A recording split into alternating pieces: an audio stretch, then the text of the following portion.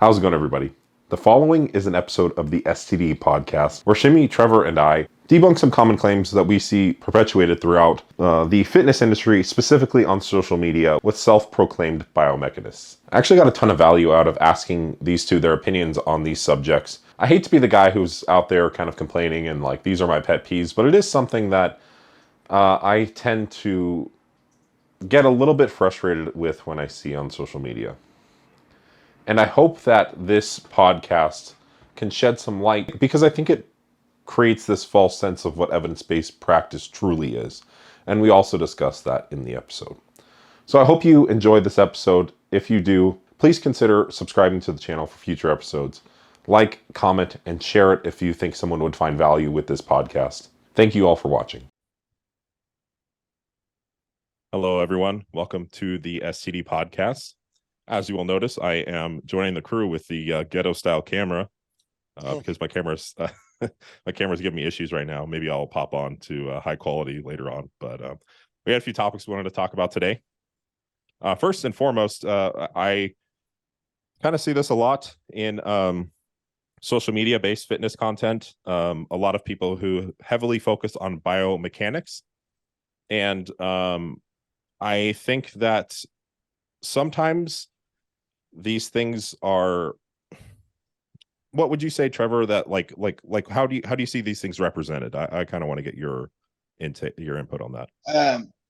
They're represented as very much a like black or white, like absolute statement of this is the only way to properly train XYZ muscle. And if you were doing anything else, you were simply wasting your time. Yeah, and so there's a few claims that I will address specifically, but first I wanted to just address that what you just said is the absolutism. Like, is there ever a case where there is simply only one way to do anything? No. So if you ever have, if someone ever tells you that, especially within like fitness and like for growing, for hypertrophy training, that there is a one way and one way only to grow muscle, you can pretty much be assured that person is full of shit and doesn't know what they're talking about. I will kind of get fired up in this podcast, so I'm not going to mince words. Like you see it a lot, and they'll literally, like, half the time these accounts, half their videos are them responding to other people and being like, "Oh, this is a stupid exercise. You shouldn't be wasting your time doing this. This isn't how you do it." I hear them say that it's wrong a lot of the time. It's wrong to do it this way. And it's like, maybe just being super simple. Not everyone is built the exact same way, perhaps. Not everyone has the exact same muscular structure where they have the exact same pennation angles. Right. Limb lengths. Yeah. And people talk like, oh no, this is the only way to do it. If you are doing anything other than this exact right here, you are messing up. But they don't know what that person is feeling. That's why if you watch like our technique review episodes, we give general advice. We give general advice and cues that will improve SFR for most people, but we're not going to super particulars like you have to be XYZ angle for your humerus, otherwise it's not working. Because everyone is built a little different, and there is such a thing as individualism. Right. Not everyone is going to squat with the exact same stance. Like everyone's seen Shimmy squat. The dude has like his heels are touching each other. I can't do that. Close. There's not me either. Yeah. Jimmy, do you have anything to say on absolutism and exercise technique and variation? I do. And I don't know if I'm going to articulate it very well, but I know that the sentiment will be understood. I don't like absolutism. I agree. I immediately get turned off of a content creator or would-be fitness provider influencer when they immediately start with two things. Number one, coming off like their way is the best way. And number two is with call out culture and not only saying their way is the best way, but every other way is bad. I really get turned off by this. Now, here's the rub. The rub is I feel like myself, Trevor, you, and a lot of others that are friends of ours, we are starting, and I'm not saying this is bad because I'm perpetuating this. We are starting to feel, or I'm starting to feel like I'm saying everyone needs to be doing full range of motion, very controlled eccentrics, pauses. And I believe that. And I really do think that everyone should. But the problem with me thinking that is I end up becoming like everybody else, where I'm saying, oh, now I think that my way is superior to yours. Sure, I'm dealing in more generalities than specific minutia, but I'll be honest, I do think that way is the best. Right. And it's a struggle because that's essentially me not taking my own medicine and you guys the same. You're right. Because if we're all saying we don't want to say that there's one way that's the best, we want to deal in principles, right? We want to deal in general ideas. Sure. But we're all pretty much saying that you need to train in a full range of motion in almost all cases. We all are pretty much saying slower eccentrics are a good idea. We all are pretty much saying pausing on nearly every movement. You don't have to, but it's probably a good idea. So, then I come back around and I say, are we just being the same as everyone else and we're being hypocrites? Or because we're speaking with softer language and not sort of putting it in your face, that makes us different? I don't know the answer. I'd like to think that's a fair criticism. Yeah, 100%. I'd like to believe that we tend to like I never give,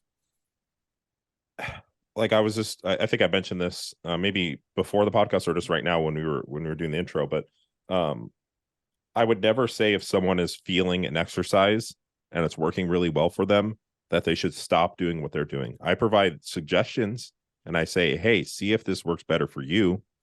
And there are the framework I work within is, controlled eccentric, pauses, full range of motion, right? But that being said, if I have someone come to me who is reliably saying, hey, this really messes up my, say, quads, and it's, a little bit faster eccentric than I normally be comfortable with or something like that. And, I usually ask them to try it the way I like, but I always say, hey, if it doesn't feel any better, then default to the way you like to do it. So I like to also provide that framework. It's not, hey, do this, and this is the best way to do it. It's not my way.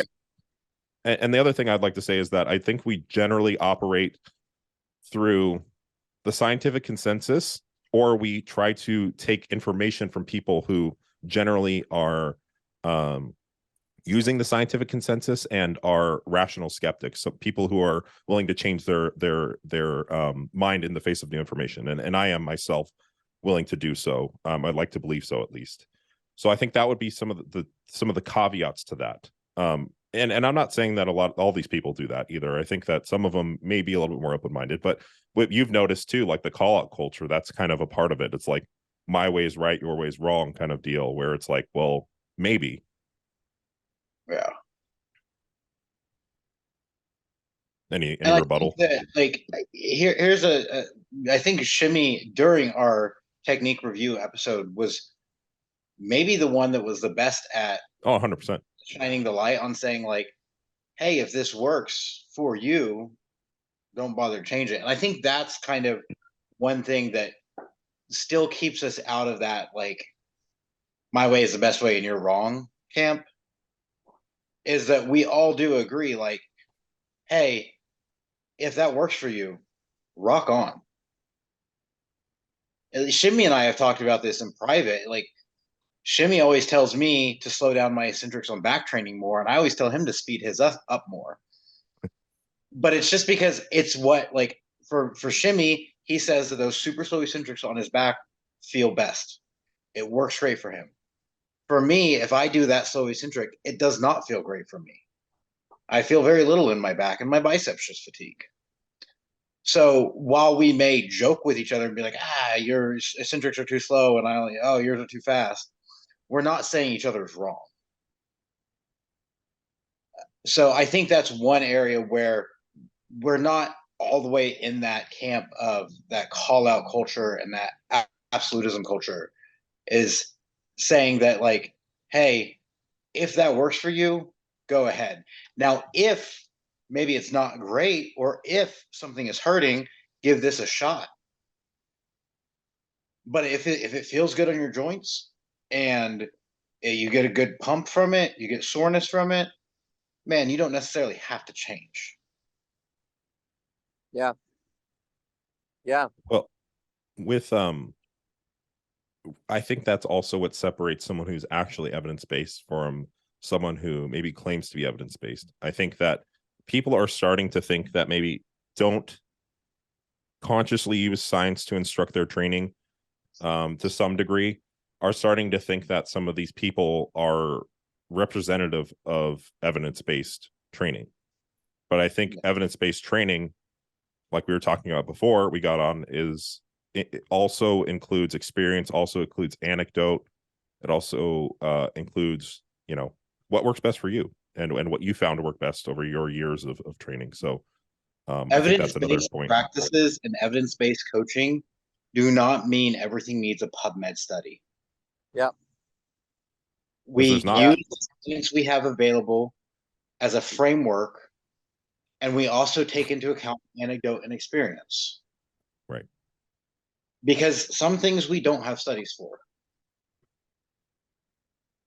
Just flat out. And there are some things like, so this is actually kind of a little bit of an interesting one. Shimmy, I think you're the one that shared with me the low carb study.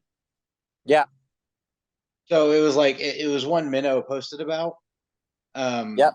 Like low carbs show no benefit, or high carbs show no benefit compared to a low carb study in this particular Muscle research growth. study. Yeah. Yeah. In my experience, anecdotally, that's not true. Now, maybe that's got less to do with the actual, like, what the nutrients and substrates are doing, and more just the fact that, like, I can have a higher training intensity, but that still counts. Yeah.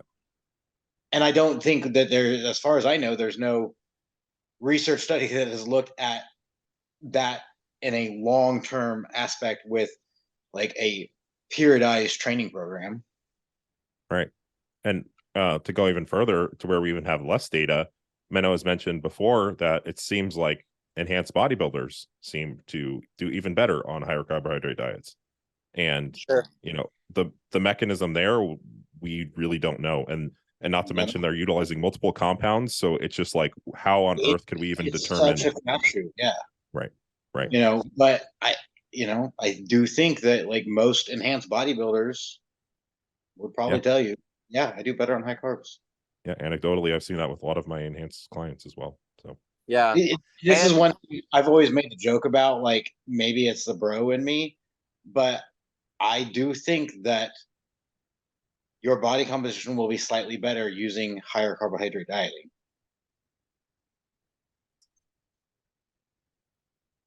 I don't know. Anecdotally, that's how it's been for me. Maybe it's that when I'm dieting, I'm staying a little bit more full and I look a little bit better. I'm not quite so flat. And I'm just more pumped and fuller when I'm massing. Who knows? Yeah. Dylan, back to the main topic of what you were saying, or why we got on here, about maybe overemphasizing certain minutia and biomechanics. For as old as time, from a business standpoint, this has been perpetrated forever. The one small thing that's messing with your gains, the one detail that you're missing, this has been a selling point forever, not only in fitness and anything. It's this one small detail that you may not have considered, that nobody else is talking about, that you need to change, and this is going to change everything. And it's never going away. Yeah. And overemphasizing the basics, the big things, the hard things, the being consistent, the blah, blah, blah. Like that doesn't sell. That's not the thing. And it gets boring. Right. 100%. You know, when it comes to fitness, when it comes to business, people say, oh, there's this special CRM and there's this special marketing strategy and this new platform that you need to market on. And it's going to 10x your return on ad spend. And it's like, does it really? I don't know. Maybe you probably could have just used your typical marketing strategies and recognized that the system takes months and months to optimize. And you're not just going to have a 10x in a month or 2 months. And it takes time and it sucks. And you're going to lose money at first, or you're not going to make nearly the money that you want. And then over time, if you have a really good product and really good marketing and you're consistent and stuff, then eventually your return on ad spend will increase, you know? And I think with fitness and with whatever exercise, it's the same thing. Like if you've been lifting weights for 7 years and you squat 275 pounds, man, there is no little muscle group issue that's going to take you from 275 to 365. You probably just can't do it. Like you have to come to terms with that when it comes to, you know, whatever it is. You've been lifting weights for 5 years and you're like, man, my biceps are 16 inches. Like, dude, chances are your biceps are going to be 17 and a half inches at the end of your training career. And that's it. You ain't getting 20s. You ain't getting 19s unless you go on steroids. You know, like this is just the end all be all. And I think a lot of people, myself included, you know, like, you don't want to do that. If you've gone through several massing phases, several in your lifting career, and you did them decently well, and then you did dieting phases, and you shit out the other end, and now you're 175. Man, no MCT oil or cream of rice is going to make you be 195 shredded. It's not happening. It's just not. And I think also like the algorithms on social media incentivize people to say these things because they know when they say certain things, they get more views. Yes. Yeah, I noticed even in my own content, like I talk about a basic thing, a principle that, you know, I always try to just repeat those things because I know they're the more important things, like sleep or whatever. Those always do worse than if I give an absolutism statement. Like, for example, the other day I did a video on blood donation and I said, stop donating your blood, but then provided a bunch of context on when you wouldn't do it, right? And even then, I still had people saying, "Well, it's not good." And that video did good, right? You got like 18,000 plays or something. Exactly, and it was because I led with something that was an absolute: stop doing this, don't do this, right? What it's like, that's not really what I mean, and a lot of people misinterpreted it that way, which is not what I wanted, right? But it does it does better than my other content, so it's like it's kind of people literally watch you say stop donating blood and then stop watching the video. Exactly. And they're like, wait, you should donate. Wait, what about this? And I'm like, I said that in the video. And then I further contextualized it in the caption. It's amazing. It's amazing how different a lot of content creators and would-be biomechanists would come off and how much more integrity they would exude if they just simply added the phrase, this is my best guess. I don't know if this is right, but this is my best guess given the information that I've seen thus far.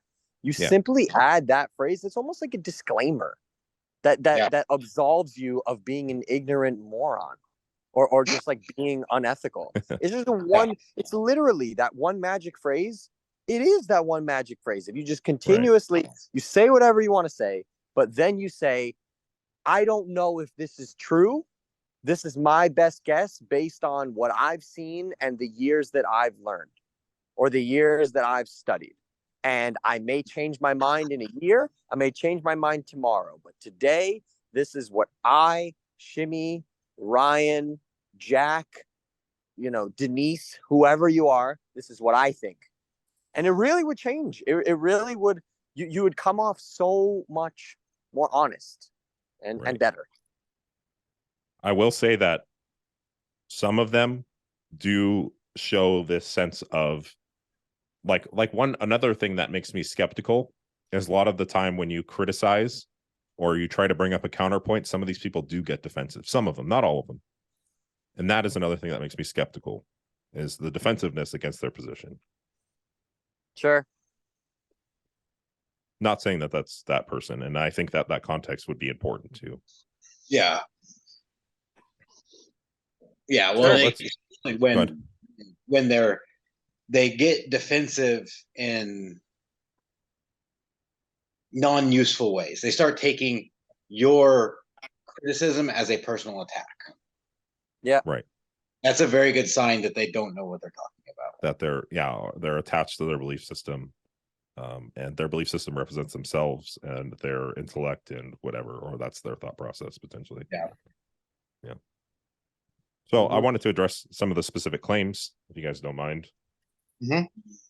Yeah, I So got a few more minutes.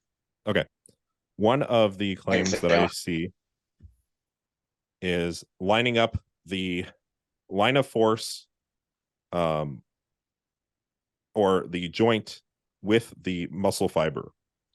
For example, on an incline dumbbell press, you'll see a lot of these people, instead of flaring your elbows, because this doesn't, on an incline press, if you flare your elbows, this doesn't line up with the line of force doesn't line up with your clavicular pec fibers. And so you should drop your elbows in order to be able to better target the clavicular, head of the pectoral muscle. And there's many other claims like this. But what potentially are some flaws with that argument?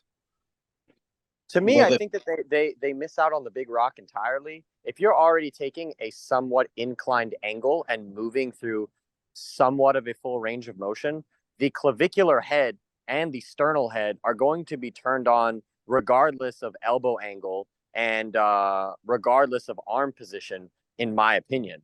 So once you're in that angle, so long as you're training through a decent range of motion with control, at that point, you just have to choose what elbow angle or grip that you want the weights to move that feels best for you, where you don't feel pain. And once again, I think that that's just minutia to get views and minutia to sound smart. I don't honestly think that it really matters. It's the same probably with saying the same thing as when you're squatting. It's like, as long as you're squatting through a full range of motion and with control, and you're able to generate tension in your quads, whether your feet are turned forward, your feet are turned out, whether you're completely upright, you have a little bit of a lean forward. Like, I don't really think that matters, but it sounds cool to say that it does. Well, you can completely negate the particular one of the pec fiber by saying, oh, well, you have to align it at a certain angle. Because one, everyone has a different pronation angle and everyone has different shaped pecs. You'll see some people get really, really lean and their clavicular head is half their damn pec that comes down here. And maybe for that person, being at this angle would feel the best. But then other people's are much shorter and stay right here. And so for them, maybe it would make sense that a more flared elbow is more comfortable. But saying everyone is the exact same is completely false. Right. And that's where it comes down to, instead of saying, oh, you need to have your elbows at XYZ angle, maybe you just say, see what feels comfortable in your joints and what you feel the muscle the best. And that's probably going to be the angle that works best for you. Yeah. That's almost as reliable as a study on a general population, right?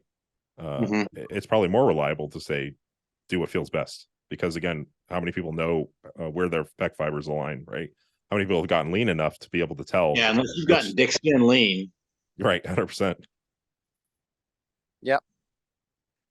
Let's see, I have all these written down. So another one I saw was to limit the range of motion.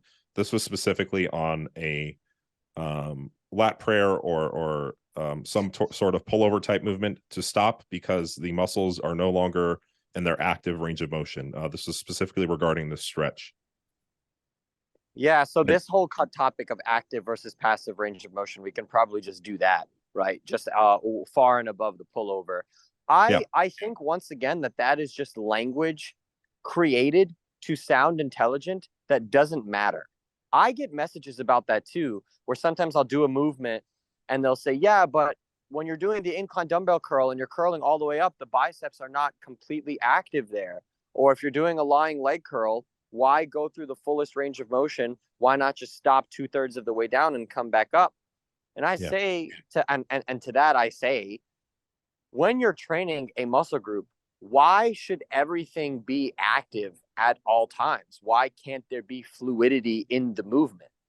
To me, I feel like that is naturally how our body would move anyway. And I'm not trying to be a naturalistic fallacy yogi type person, but I'm going to take my muscle through its fullest range of motion. And sometimes that involves being, I guess, somewhat passive. The argument of active versus passive to me just never was one that seemed to make sense, because if I was going to just train an active range of motion, then technically, wouldn't I just be doing an isometric contraction, right? Like I'm most active in the 2/3 contracted position of a curl. So if I want to be the most active, why would I ever leave? Why wouldn't I just stay there? And we've already, I think the research is pretty strong that isometrics are not the best way to grow muscle. So, at the end ranges of that topic, pun intended, what is the point of that? Clearly there's fluidity in muscular contraction and muscular movement. So why wouldn't I just own that and just keep doing that? Yeah. And one thing on Shimmy's topic too, you don't stop feeling the muscle when you take it into these ranges. Like when I'm doing a bicep curl, I don't stop feeling my bicep when I take it up here. Maybe I feel it a little bit less, right? But it doesn't stop working. I think that's also a good point to point out. Oh, and so I see that if we want to just talk about active range of motion as a whole, I see it in two different ways. There's the first way I see people talking about it, and this is what I saw for a long time, where people will say, okay, before you do anything, before you even start a first warm-up set, you need to test how far you can move a limb. And that's your active range of motion. And you should never leave that range of motion, no matter what, throughout your warm-ups and working sets. I don't know about you guys, but generally, as I warm up, my range of motion improves. Absolutely. Yep. And in my experience, everybody's does. Yep. Same. So if I were to start and I'm just going to do, a dumbbell bench press, and I come back here with no weight, and I say, okay, well, this is where I'm going to stop for a dumbbell bench press. This is right above my chest, maybe. But as I take a few warm-up sets and get warm, I can really start pulling back a bit further and letting it sink further down. Not to mention your range of motion unloaded is not the same as a range of motion loaded. Cue the squatting with an unloaded barbell versus squatting with 60 kilos. It's different. Yeah, it's 100% different. And that is literally what the purpose of loaded stretching is. Yep. And if we want to talk about hypertrophy, it's fairly clear now that loaded stretching is at least beneficial. Yep. Or stretch under load. For shizzle. It's at least beneficial, if not like extremely important. So that one just doesn't make any sense at all. The argument from what I've seen is like, oh, well, if you can't control it actively with no weight, then it's just passively the weight is passively pushing you into it. But you're not passive there. Correct. When your muscle is stretched under load, the thing is, the muscle doesn't stop contracting when it is stretched under load. The muscle is actually still contracting as it's being stretched. That's what makes it a loaded stretch. I am not doing a passive stretch where I'm reaching back or whatever, doing a doorway stretch. This is a passive stretch. Loaded stretching is active stretching. So that, in my opinion, that argument completely falls apart. The other one that the active range of motion comes up in, and this is what I've seen more recently, is they use EMG studies.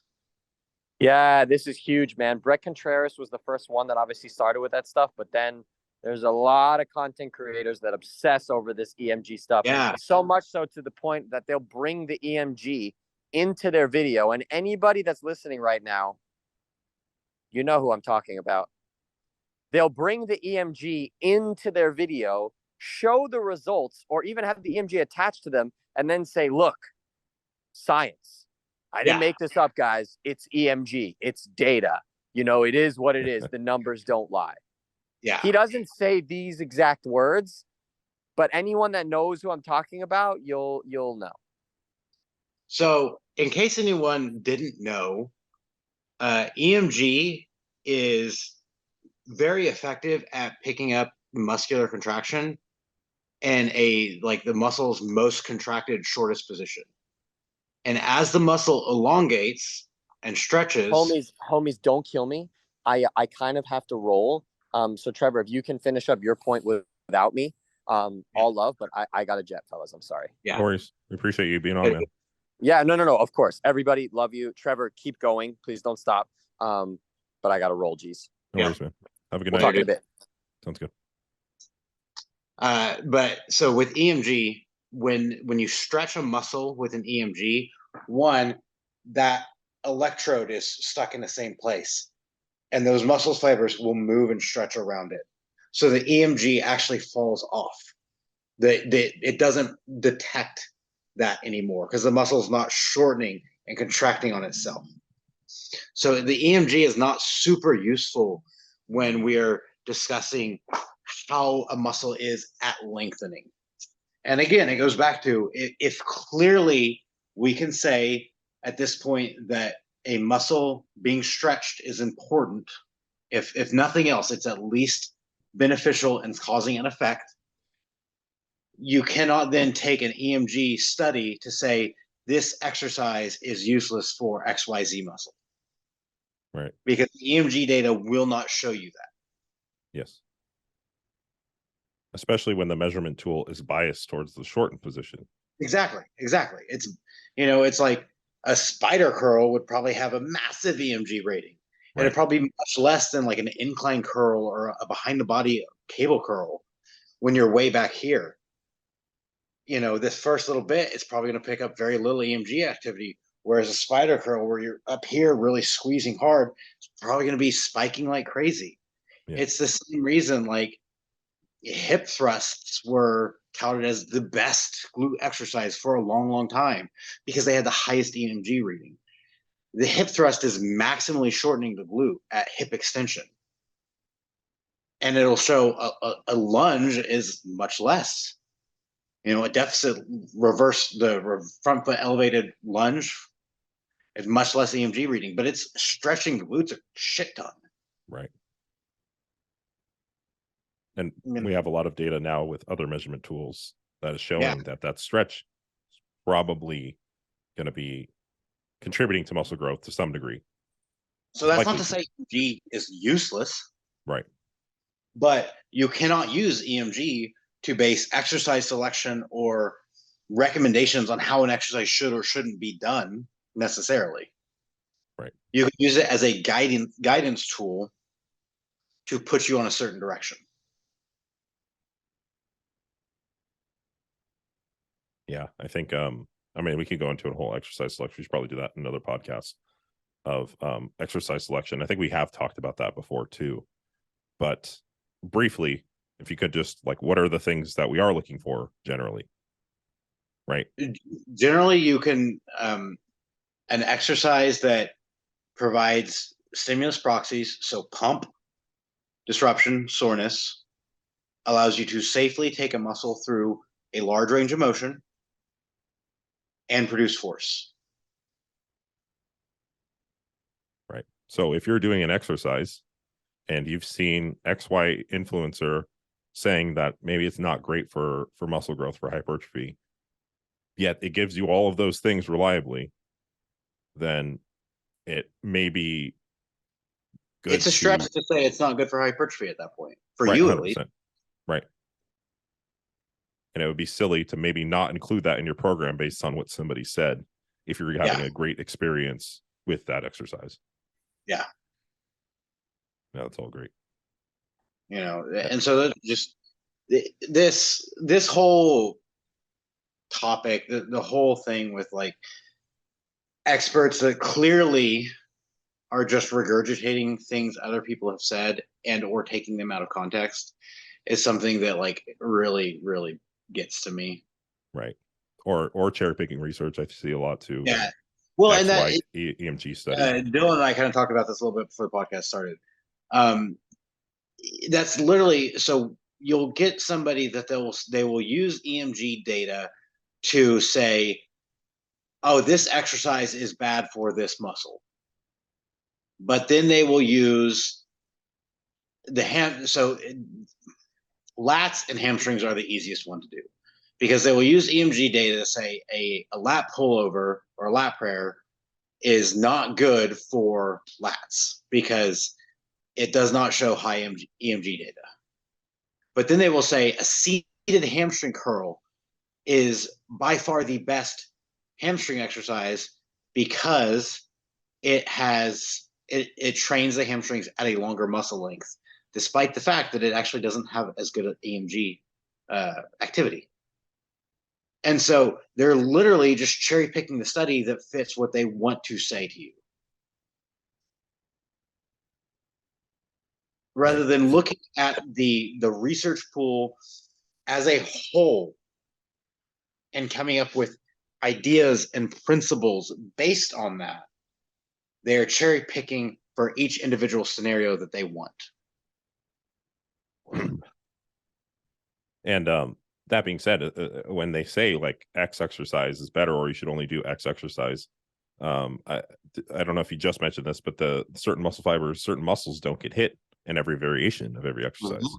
Yeah. Right? So it's probably not a good idea to base all of your training off of one exercise because X research says it's better.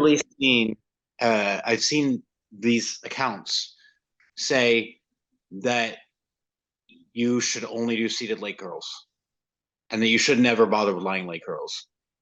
And I've seen them say shit like, if your gym only has a lying leg curl, you should get a new gym because it's not as good for muscle growth. I love seated leg curls. Don't get me wrong. Seated leg curls don't train the sartorius through the length and range. Right. So if you want to train just like sartorius through length and range, it actually gets trained in the lying leg curl. So to say the lying leg curl is useless is just a false statement. Right. You know? So again, it's just one of those things that they cherry pick things and they give these absolutist statements. You know, the lying leg curl can be a great option. Yes, it's not going to lengthen the hamstrings as much. You know, if you want to train your hamstrings in the fully lengthened position, do a stiff-legged deadlift. Right. The hinge. And then what happens? You're still going to train your hamstrings in a slightly different way. You're going to activate different motor units when you train in a fully shortened position. Right. And what the heck happens when you're doing a seated leg curl, and that's the only variation you can do for a knee flexion, and it starts either injuring your hamstring or you're doing 10 sets to get the same amount of stimulus to do it. But you're like, I can't do lying hamstring curl because the EMG study said that it doesn't, or X study says it doesn't, lengthen my hamstring as much. Yeah. Right. What are you gonna do? Just never do lying leg hamstring curl? Like, or just you just want to try 3 sets and you're like, well, I can't walk for a week, but it sucks for hypertrophy. Right. And or yes, there's the whole soreness doesn't equate exactly to hypertrophy, but it's still a good metric that you had an effective stimulus. Right. 100%. I mean, if you train your hamstrings and your hamstrings are sore, then it's a good idea. It's probably you stimulated your hamstrings. If you train your hamstrings and your biceps are sore, then something went wrong. Very wrong. Hey, Trevor, I know we've been on for a minute. How much more time do you got? Oh, I probably got 10, 15 more minutes. We can cover a couple things. Okay. Last claim I want to address, and then just a few questions. More stability on an exercise is better for muscle growth. So the more stable. This is actually something that is somewhat true. Okay. Yeah. It's not to say that. So the claim is generally the less internal stability you need, the more external stability you have, the more you can output with a muscle. Okay. This is maybe pushing it a little bit. And this, I think, comes down to the whole hyper isolation of every muscle group at all times. So in general, we all know that a Bosu ball squat's not going to be awesome for hypertrophy because the stability reduces your force output. The lack of stability, sorry. Right, right. But a hack squat isn't necessarily better for quads than a high bar squat because of stability issues. Unless your core is giving out, and then it's not necessarily stability issues, it's just a weak link in the chain. Your core is not strong enough. Maybe your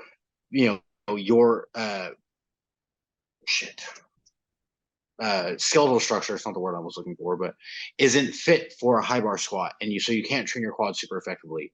The way you're built, you just have a very hard time not relying on glutes and low back. So that's why a hack squat might be better for you, but it's not because the hack squat is more stable than a high bar squat. There's a certain level of stability that is better, yes, but it's not. It's not that like black and white where like you have to be as stable as possible or it's not useful. Right. Because if I was taking this to an extreme, I would be like, okay, I'm only doing machine-based work. I'm never doing a free barbell movement ever again because stability. Yes, exactly. That's the extreme. Right. And when you put it out as an absolutist statement, you have to take it to the extreme. Right. Because if it's an absolute statement, it has to be absolute at every level. So there's a balance, you know? Right. And it's like what's really funny is they'll say that and then they'll use dumbbells.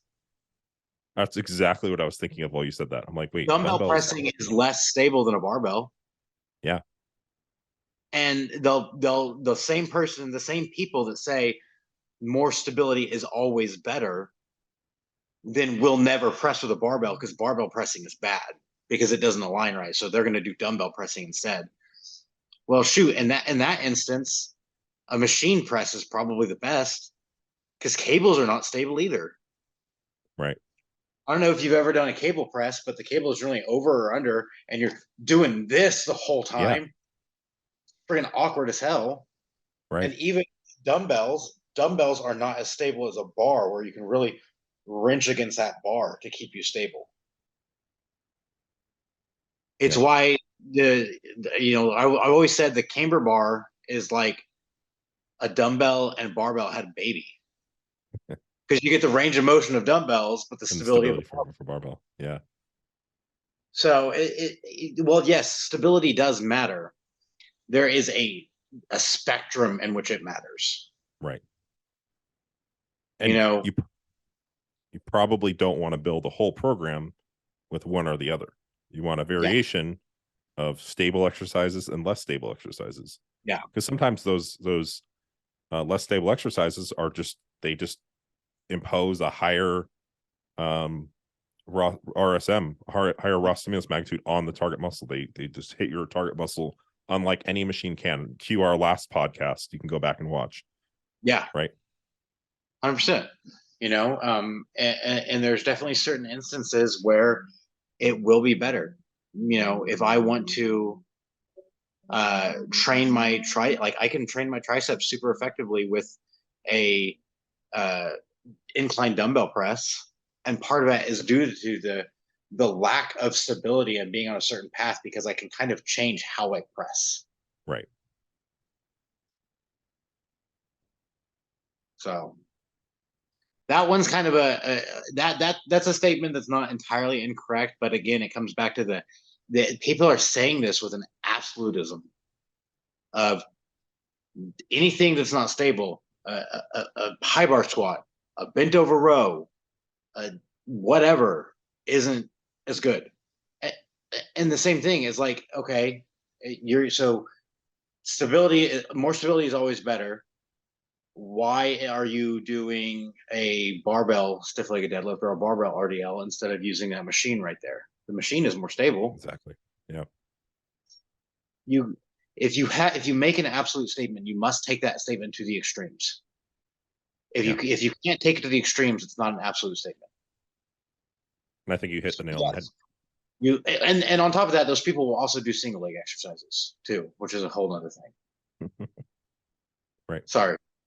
No, 100%. I can get worked up in this podcast. I'm trying to keep calm, but no, it's really, really good. I think you definitely hit the nail on the head there, because you will see a lot of these people still using dumbbells, still doing barbell deadlifts. It's specific exercises that they're like, this one you can't do, and you can't do this one, but these ones you can do. But then their argument kind of falls apart because then they don't give you a reason why that a less stable exercise is fine here, but not here. Right. Just makes for good content, I guess. There's time and a place. Maybe you've done, if you do stiff-legged deadlifts or deficit deadlifts or something like that, and then you're supposed to do a barbell row, yeah, that might not be a good idea. Maybe a more stable exercise, like a machine chest supported row, is your better option there, if you want to train your upper back and or lats. Because the stability, you've used the stability you have. And you would have to use such a light load at that point to maintain back rigidity, because your back's already fried, that you can't effectively train your upper back.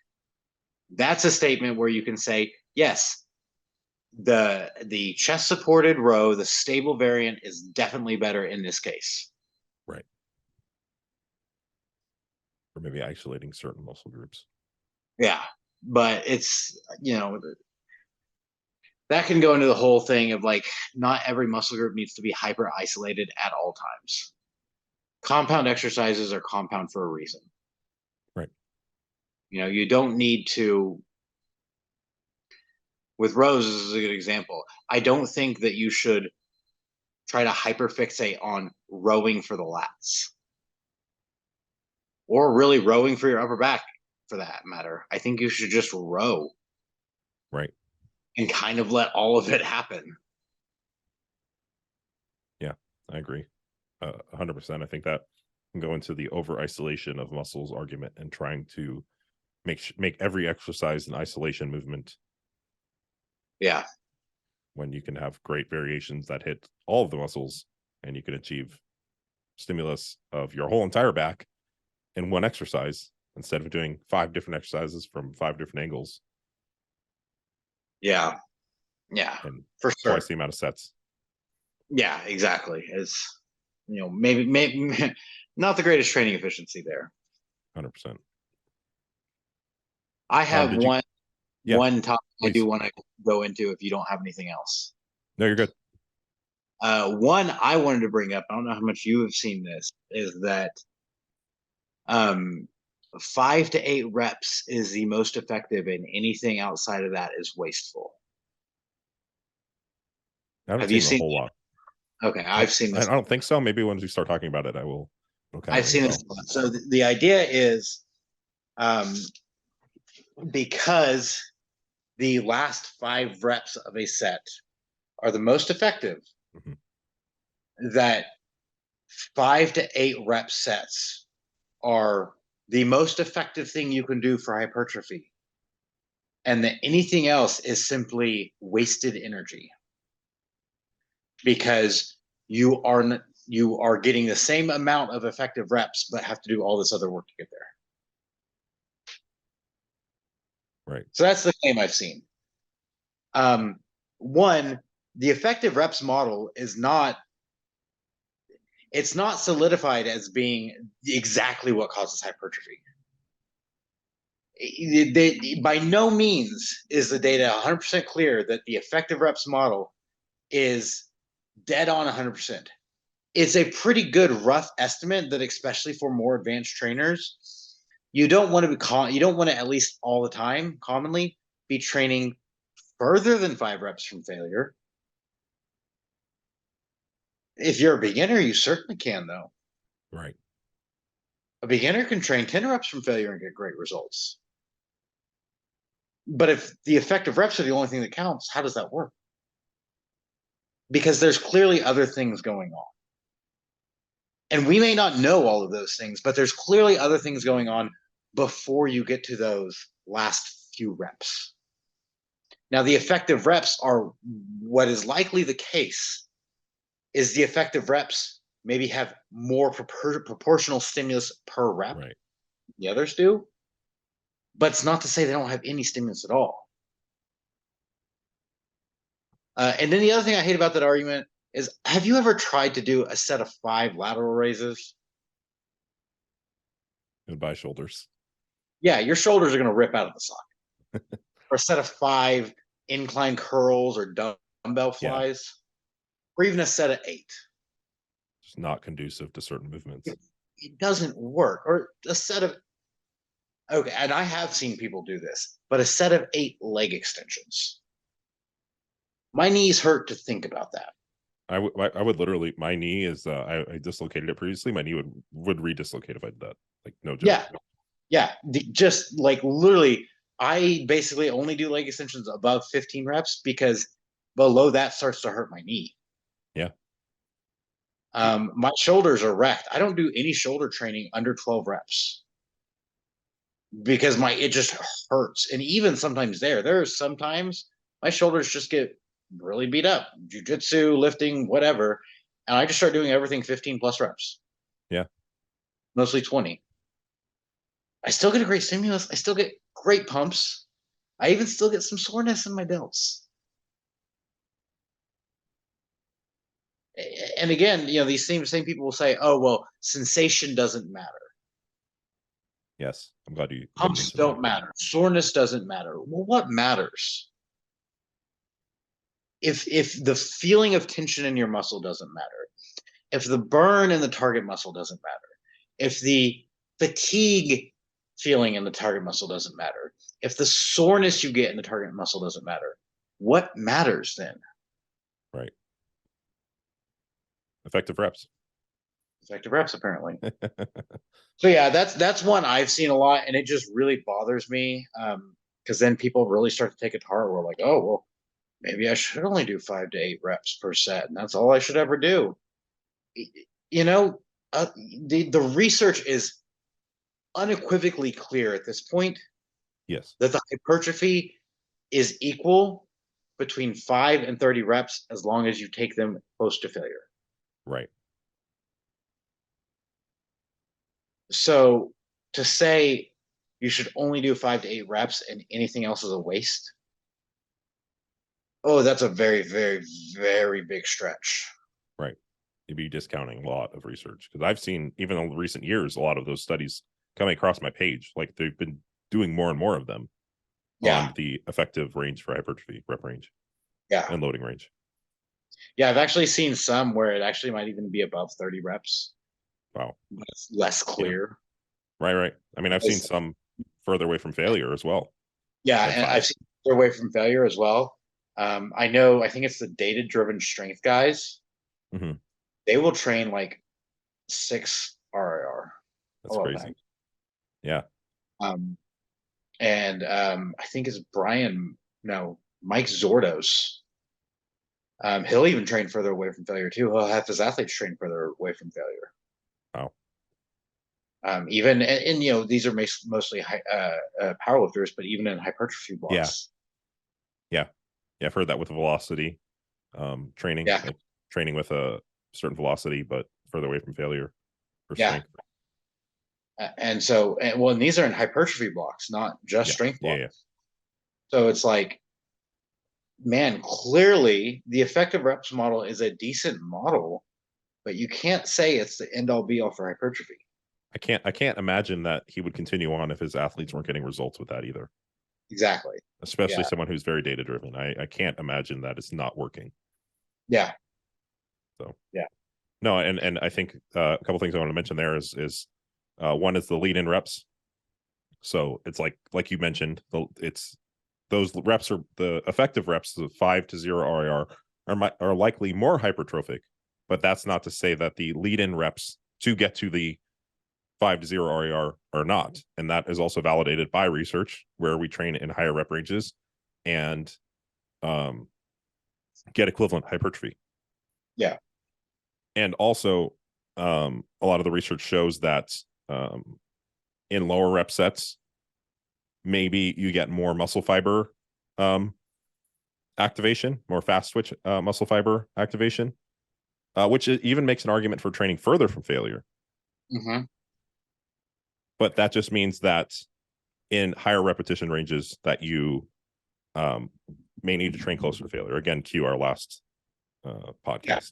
And yeah, I would be 100% ready to admit that if you, in fact, I think as a general rule of thumb, if you are training in higher rep ranges, you should almost bias yourself to push closer to failure just to make sure you're actually pushing hard enough, because that shit hurts. What was that first part? My mic cut out for a second. I kind of have an idea what you said, but I was saying that I think if you're training in higher rep ranges, like especially like over 15, and like especially getting into 20, you should harder. It's probably not a bad idea to actually push a little harder, just to make sure you're pushing hard enough, because that really hurts. And you almost want to make sure you're pushing hard enough that you're not stopping early because of how much it hurts. Like I did leg extensions on Tuesday, and I think I did 23 reps my first set. And after I finished that set, I told my training partner I wanted to quit at 10. Yeah. Because it hurt. I had an exercise like that my last mesocycle. What is it? Man, I just remember it being so brutal, and I just remember thinking to myself, like, oh, it was barbell skull crushers of all things. Jeez. I was doing higher rep ranges, so it was the second time I did it in the week. And man, I was remember it being at rep 8, and it was like week 3 or 4. So I had been progressing via reps. So I had gotten up to like 17. I remember being at rep 8 or 9, and I was like, this is going to take a lot. This already burns. This already takes a lot of effort to execute. And yeah, I am at that same thing. But I have, luckily, because we track, we know how many we did the previous week. Right. We know what we're supposed to do. Yeah, that's why I did 23 reps, is because I knew I had to do 22 or more. I mean, if I hadn't been tracking, I probably would have stopped at that 8, because I was like, this is a lot. This is painful. This shit hurts. Right. Yeah. 100%. I think that can also be, and I imagine I've had a similar thought process in the past. I imagine that could be a reason why people avoid higher rep ranges sometimes too, just due to the pain. It's very much due to pain. I mean, leg presses. Look at that. Like a 20 rep set of leg press. It's awful.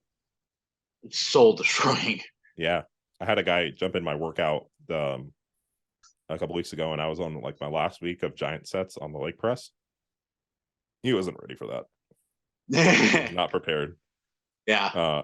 I don't think he knew what he was signed up for when we were doing giant sets on the leg press. He was literally like crawling out of the leg press after each set. It was hilarious. I remember one time in the gym, I ended up with a whole crowd around me because I was doing giant sets on the leg press with timed rests. Yeah, that's what I was doing. And I think it was like 50 reps with 1 minute rest between sets. And I finished, and like it was one of those, I was screaming to finish the reps at the end. And people started crowding around me because I just wasn't even locking wasn't even re-racking in the last God, because it hurt more to unrack it again. Unrack, yeah. That pain kind of sets in when you've been resting. Yeah, and so it's like I think I got 18, and then I got to 30, and then it was like 8 reps, and I just left it, and 6 reps and left it, and just cranked it till I was done. Yeah. And I mean, I get out and I literally rack it, and I just kind of roll out. I just lay there for like 10 minutes. Yeah. A couple of my friends came up and took pictures of me because of funny shit. I'll make the mistake of getting up after that, and I almost pass out every time because I'll you go with all this blood in your legs, you're sitting down, and I'll stand up like to get water or something, and I'm like, well, I'm this close to passing out right now. Yeah. Oh, it was funny. No good. I was training with Mike and Izzy last year. Oh yeah. On the leg press. The last set, I mean, in the video you'll hear me say it that I was going to do 20 reps, and Mike was like, "How many are you at?" And I was like, 9. And he was like, "Okay." I literally failed and got pinned at 14 reps. And Izzy So and close Mike but had so to come far. over and pull the sled off me. And Mike was like, "You want to take weight off and do 10 more?" So I did. And afterwards, I literally couldn't stand up out of the machine. I had to crawl over to the wall. And I just like sat at the wall. And Scott got it in the video. I was just like staring off into space because I was like this close to passing out. Dude, I want to do like a week of training with you sometime. Oh, yes. It would be so much fun. We need Yes, to do we need to train legs when I'm not being stupid and training legs twice, 2 days in a row. Oh, I mean, you were intense just doing that. So shit, I can't imagine when you're like ready to go, ready to go. Do you have any other topics on this whole biomechanics and just general fitness influencer topic? You know, I have a few, but I think we'll save them for the next podcast. One is just like intensity techniques. And it's actually something that they might get correct somewhat. It's just that intensity techniques are potentially less hypertrophic. But I think we can talk a little bit about that on the next episode. I have some things to say about that. So and Shimmy will too. So okay, cool, man. Well, I'll let you get out of here. All right. I hope you guys found this topic helpful, as it's something I see a lot. And as always, like, comment, subscribe, consider leaving a review on your listening platform of choice as well. And then all of our links are down below if you're interested in coaching. Thanks for listening. Hey, thank you all for watching. Please like, comment, and subscribe to the channel. And if you're interested in coaching, please feel free to click the consultation link down below. Thanks again.